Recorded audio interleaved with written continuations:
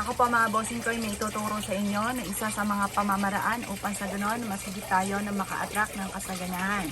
Kung kayo po mga bossing ko ay merong money tree na kagaya po nito pero maraming mga iba't iba mga halaman na tinatawag na money tree, mainam na gamitin po natin ito na pang-attract ng swerte mga bossing. Ngayon po mga bossing ko, pagmasdan niyo po ang aking po money tree na napakaganda mga bossing ko at napakarami na po niyang mga sibol mga bossing. Ngayon, dito ko siya sinadya sa may lupa para bawat bagsak mga bossing ko ng bunga, diretso siya dito mga bossing ko at sumibol siya na kagaya nito mga bossing. Ngayon po mga bossing ko, para masigit tayo na makatrap ng swerte lalo na sa pera, o ikaw ay mahilig sa mga halaman mga bossing ko, sa pamamagitan naman po ito ng halaman mga bossing. Subok na po ito na napakaswerte mga bossing.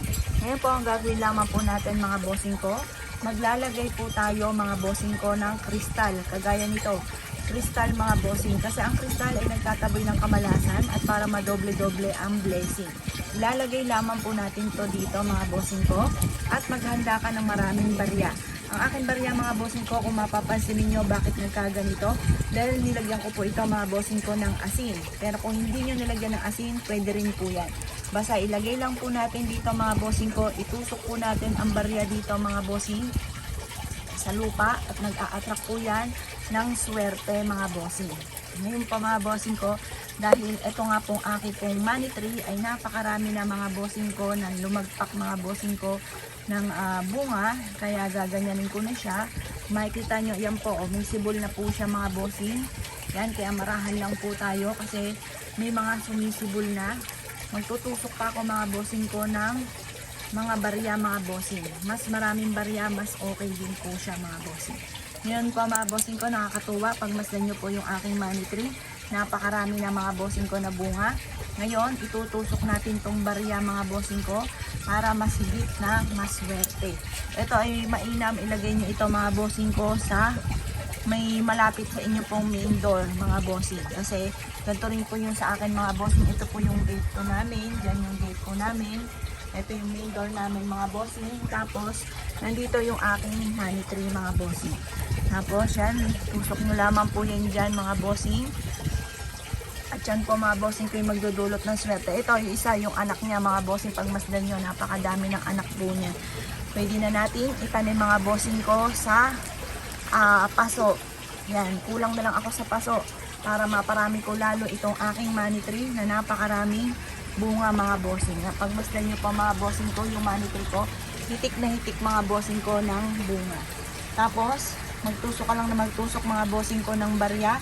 Habang nag-wish ka, sabihin nyo po maraming pera ang darating, siksik-liglig at umaapaut, maraming blessing ang darating mga bossing.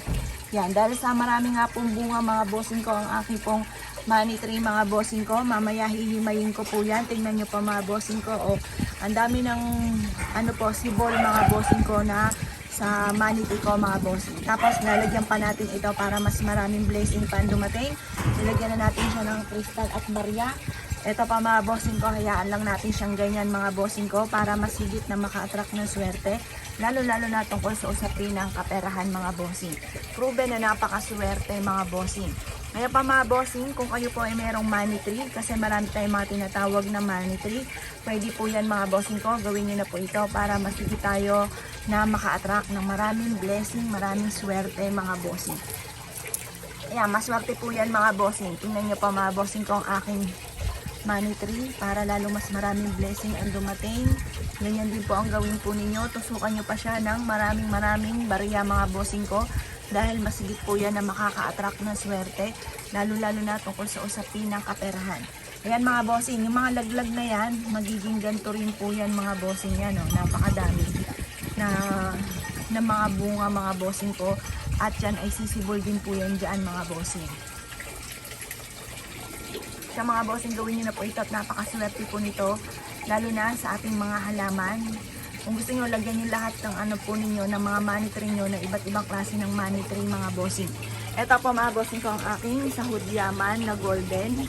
Tapos ito yung aking golden na gabi mga bossing. Pwede nyo rin siyang lagyan dito ng kristal. Tapos tutukan nyo siya mga bossing ko ng mga barya para masigit ka na maka-attract na swerte. Lalo-lalo na kung sa usapin ng kaperahan mga bossing.